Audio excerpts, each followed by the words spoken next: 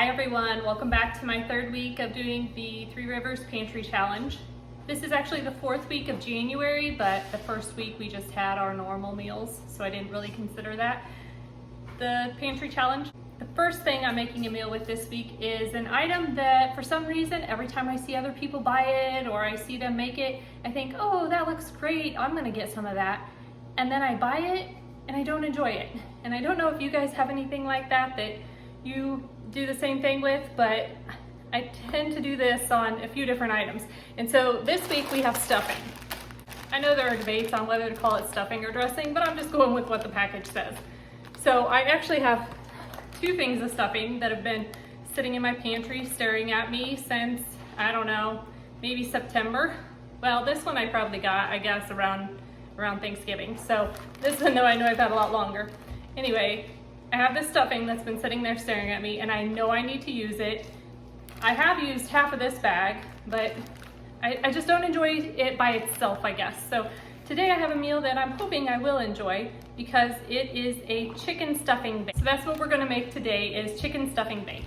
Now, the recipe doesn't call for both of these, it only calls for one. So I'm gonna start with the open package.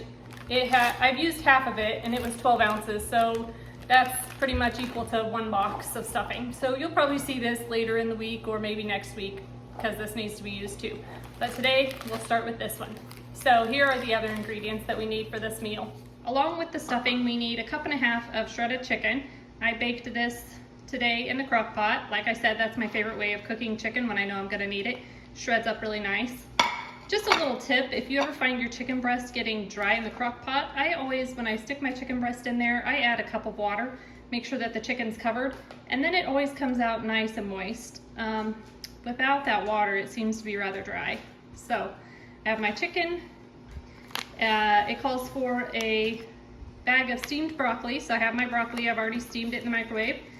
We're gonna shred some carrots. I'm still working on that bag of carrots from Costco, and so I just got them out to shred. It actually called for 1 medium carrot, but I just took a handful of carrots, washed them. We're gonna need 1.5 cups of chicken broth. This is just the chicken broth that came off that chicken. I actually forgot to take some out of the freezer, so I'll probably just use chicken bouillon for the rest. Salt and pepper. It did call for an onion, but once again, I don't have any onions right now, so I'm gonna use onion powder, and then a can of cream of chicken. And then of course we have our stuffing to go in. I did go ahead and preheat my oven to 400 degrees, so that will be ready by the time we get this all mixed up. Before we get started mixing all the ingredients, I do need to shred my carrots. So I just have my food processor here. I'm just gonna use my shredding blade and shred them up. Okay, the first thing I'm gonna add to my bowl is our stuffing mix.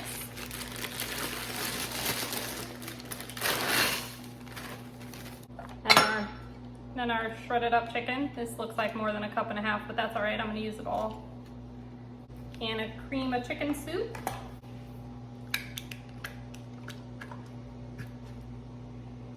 We don't have our diced onions, so I'm gonna go ahead and put in some onion powder. Our shredded carrots. And our steamed broccoli. I feel like this broccoli comes a little large in the bags. It's the Costco bag of broccoli, so I'm gonna chop it up a little bit as I put it in the bowl.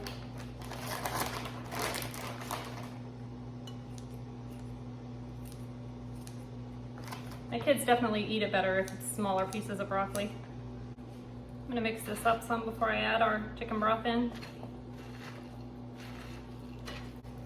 Okay, I'm gonna go ahead and I'm gonna add in my chicken broth.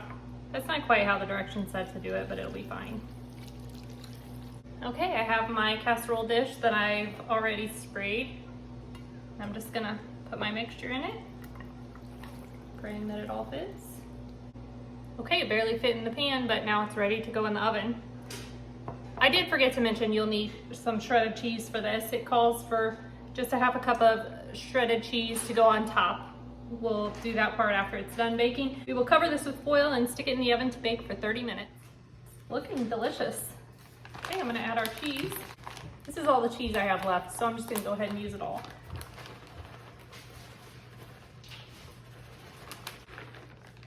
Now back in the oven for 15 minutes and then it'll be ready to eat. It's done and it looks delicious.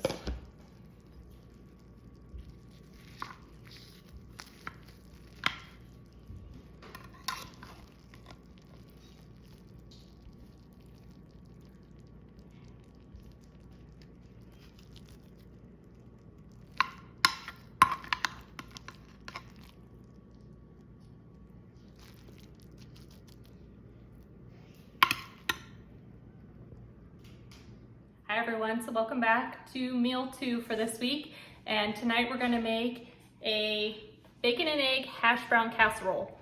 One of the items that I really struggle using up in our house are all of our eggs. We do have chickens, so we have our own eggs. We thought that'd be great, but we have a lot of chickens, so we get a lot more eggs than anticipated. And if you have chickens, you know that you can't just have one, you get more and more and more.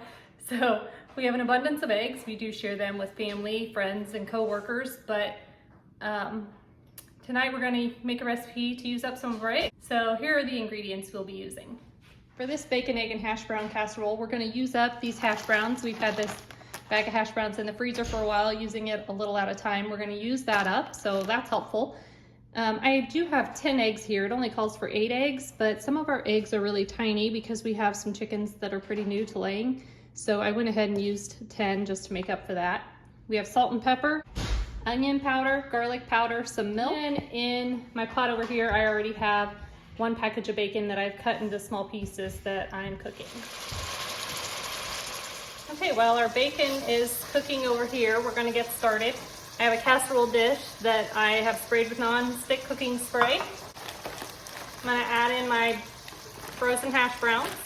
Next, we're gonna add our seasonings. 1 teaspoon of salt, half a teaspoon of pepper. Looks like that's all the pepper I have left. Half a teaspoon of onion powder, and half a teaspoon of garlic powder. It also calls for half a teaspoon of paprika, but we ran out of paprika in the last couple weeks, so we don't have any of that. While we wait on our bacon to finish cooking, I'm gonna go ahead and we're gonna whisk together our eggs and milk. So it's supposed to be 8 eggs and 2 cups of milk.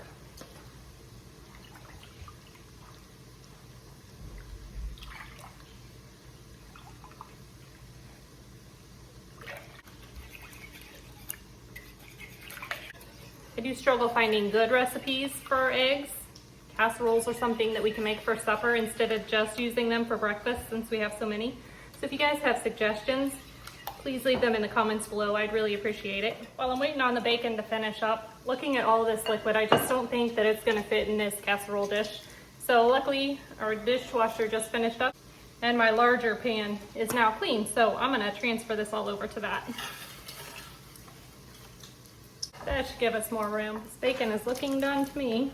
Gonna put it on a paper towel to absorb a little bit of the grease before we put it in our casserole.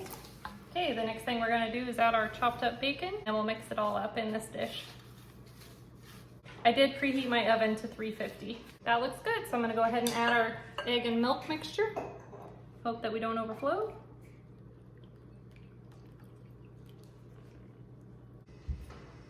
Plenty of room. If we hadn't ran out of cheese yesterday, this recipe does call for shredded cheese, but since we ran out, we won't be putting any shredded cheese in it. Now it's ready to go in the oven for 30 to 40 minutes until all the egg is cooked. This was a very tasty breakfast casserole. Tomorrow night I plan on making barbecue pulled pork pizza. We have some shredded barbecue pulled pork in our freezer that needs used up, and so I'm gonna go ahead and make a pizza crust tonight so it'll be ready to go when I get home from work tomorrow. So these are the ingredients we'll be using for our pizza dough. Flour, it calls for extra virgin olive oil, but I've been out of that since the start of this challenge, so I'm just gonna use a little bit of vegetable oil, active yeast, sugar, and a little bit of salt. The recipe I'm using for the pizza dough is just called a quick and easy pizza dough. I got it off Pinterest. So what we're gonna do is we're gonna take 1.5 cups of warm water, and then 2 packages of dry active yeast. I don't have packages, I have to measure mine out. So I have 4.5 teaspoons. I'm gonna mix it up a little bit and let it sit until it gets nice and bubbly.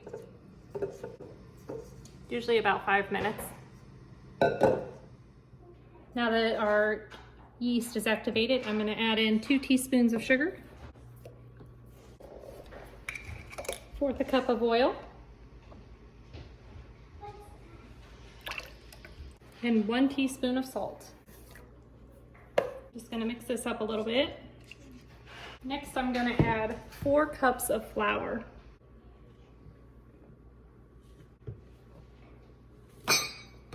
I'm gonna use my dough hook to mix it.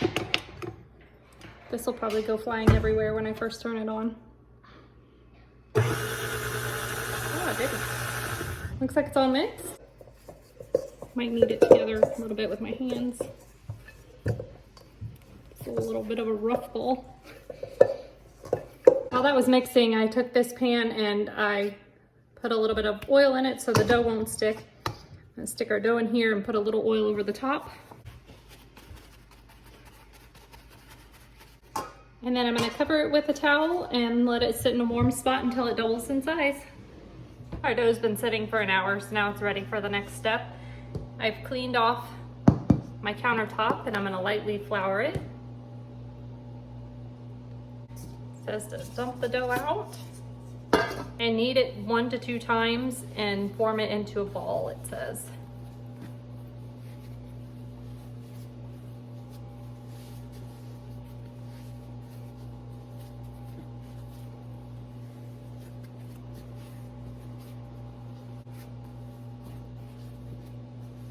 Now we can wrap it in saran wrap and stick it in the fridge. I believe the recipe said that it's good for up to 3 days in the refrigerator, but we'll be using this tomorrow night for a nice large pizza. Welcome back, everyone. So it's the next day and I'm now ready to make our pizza. I'm not very good at rolling stuff out in a circle, but I'm gonna attempt to roll this into one large circle.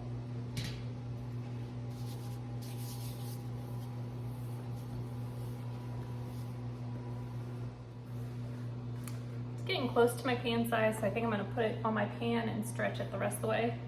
I have a pretty large pan. I think that's close enough. Now I'm going to stick it in the oven and bake it at 450 for about 6 minutes. One thing I did realize earlier is that we don't have any cheese for this pizza.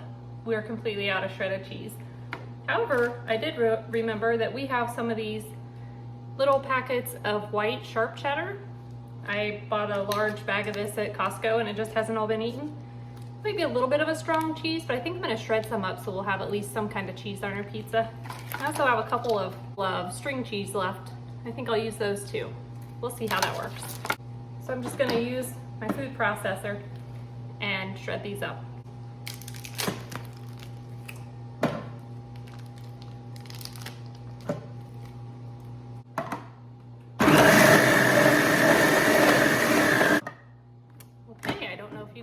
But that gave us quite a bit, so that should work for the size pizza that we're making.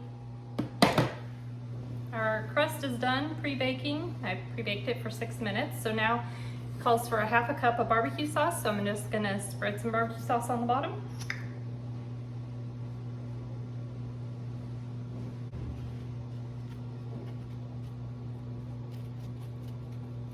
There we go.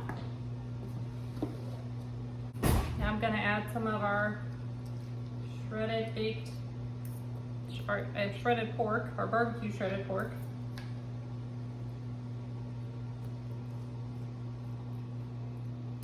Actually, now that I'm looking at this, I'm not even sure this is pork. It might be shredded beef. Either way, it's shredded barbecued meat. It'll make a great pizza. There's always the possibility it's a deer roast too. This is why you mark your leftovers and don't just pop them in the freezer. Okay, I think that looks pretty good. Now we're gonna add our cheese.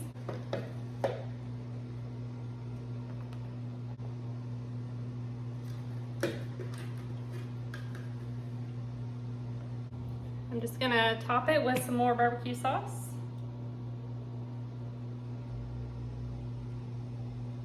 And it's gonna go back into the oven. The oven's still at 450, and we'll bake it for 10 to 15 minutes until the crust starts to get brown.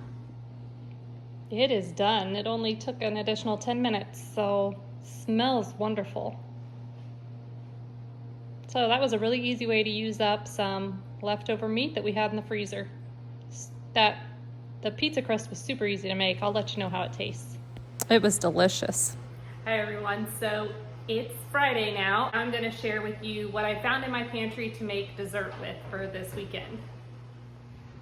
So here are the items I found that have been sitting in my pantry for way too long. First we have these peanut butter crackers. I bought a whole bunch of them, but nobody seems to like them. They said that the cracker is softer than like a Ritz cracker. So they've been sitting there quite a while, nobody will eat them. And it just so happens we have some almond bark. Shane buys almond bark every year to make treats at Christmas time. And the last couple years, he hasn't really made anything. This has been sitting in there a while. Actually, it's kind of embarrassing. I found the date. It says June of 2018. So it looks completely fine, never been opened, so we're gonna give it a try. It should be all right. And we also have these crushed candy canes, and these are pretty old too. It says best by September of 2019. When I open these up, I'll try them before I stick them on top, but as long as they're good, and I think they should be good, I'm gonna just put those on top. So we're gonna take peanut butter crackers, dip them in chocolate, and put a little peppermint on top. Then found in a corner that we do have some small marshmallows. I thought we did, I just couldn't find them last time I was looking. So I finally found them. We got put in this little container. So I have marshmallows and then this bag of almonds. Lexus was on a health food kick at one time and wanted these almonds, and then she barely ate them. So I know that's a lot of almonds to use up, and this is just one small recipe that will start to use some. So I found a recipe. The recipe is called Rocky Road Cookies, and it will use up our, well, it may not use them all up, but it will take the mini marshmallows, a cup of our almonds, and it wanted chocolate chips. I thought we were out, but I did find this little tiny bit stuffed in our pantry, so we'll use what we've got. It's okay if we don't have chocolate chips. I'm sure the cookies will taste great without them. Next we actually have 2 boxes of graham crackers that both have been opened, sitting in the pantry, so I'm gonna try to use some up. Looks like this one has 2 whole packages in it. I have this icing. It was just some icing I made for sugar cookies that I made way too much of, and I froze it. It's still frozen at the moment. Hopefully it'll thaw, and I'll taste it first to make sure it's okay. And then we will use that, and we'll just make some of those little cookies where you put the icing in the middle of the graham crackers. I went ahead and opened all my crackers, so those are all in here. Some of them did kind of fall apart, but that's okay. We're gonna dip them in chocolate anyway. I have my parchment paper out on my clean counter. And I ended up using the entire package of almond bark. I started with half and decided that just wasn't gonna be enough. I did use a little bit of shortening to thin it out. I've got it on this larger burner, but it's on the lowest setting possible, so hopefully that'll keep it a little bit liquidy. And I'm just gonna take them and dip them in here and pray that it works.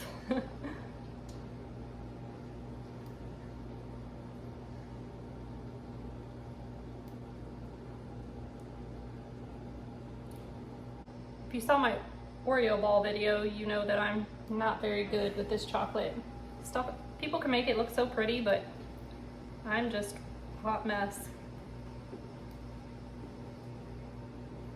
But it still tastes good always. Okay, Zandria helped me finish them up. They may not be perfect. We were running out of chocolate, but they look pretty good. We only put peppermint on a few of them because she informed me she doesn't like the peppermint because it's hot. So yeah. She wants to be our taste tester, so she's gonna tell us how they taste. Okay, did you pick one out? Yes. Let's give it a taste and see how it is. My favorite. Your favorite? Show them what the inside looks like. Can you turn it? Look at that. Yum. It's good. And the inside is crackles. And we put chocolate over them. It's on to our Rocky Road cookies. To get us started, I preheated the oven to 375. Now in this bowl, I'm gonna put together 2/3 cup of softened butter and 1.5 cups of brown sugar, and then we're gonna cream them together with our mixer.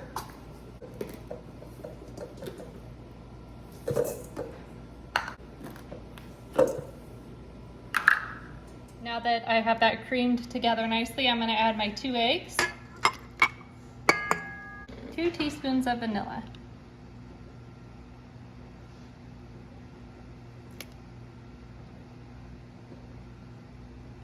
Okay, while it's mixing, I'm gonna add in 1.5 cups of all-purpose flour. 1/3 cup cocoa, half a teaspoon of salt, and half a teaspoon of baking soda. So I'm gonna take 1 cup of my almonds and I'm just gonna coarsely chop them up.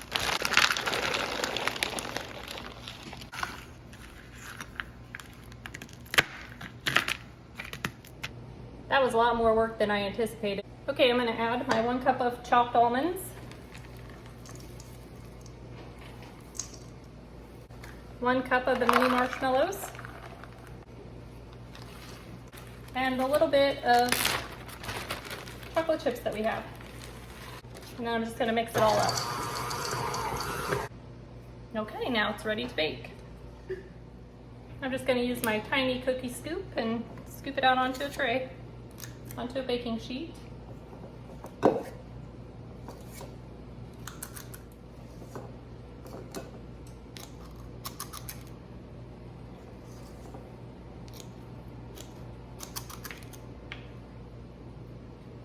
This is going to go into the oven that we preheated to 375 for 9 to 11 minutes. These look really good when they come out of the oven. I did learn though, don't let them cool too long because that marshmallow turns to sugar and it sticks to the pan, like you can see it right there. That will harden and then you can't get the cookie off. The first ones, when they came out, I let them cool too long. And as you can see, I lost pieces of them. They were stuck really bad to the pan because once they cooled, that just solidified. You can see it on this one too. So I got smart with the last batch and put them on a silicone sheet, and that's much better. It looks like they didn't stick at all. So I guess if you're gonna make these cookies, just make sure you stick them on a silicone sheet or parchment paper, and then you won't have the problem I had with them sticking to the pan.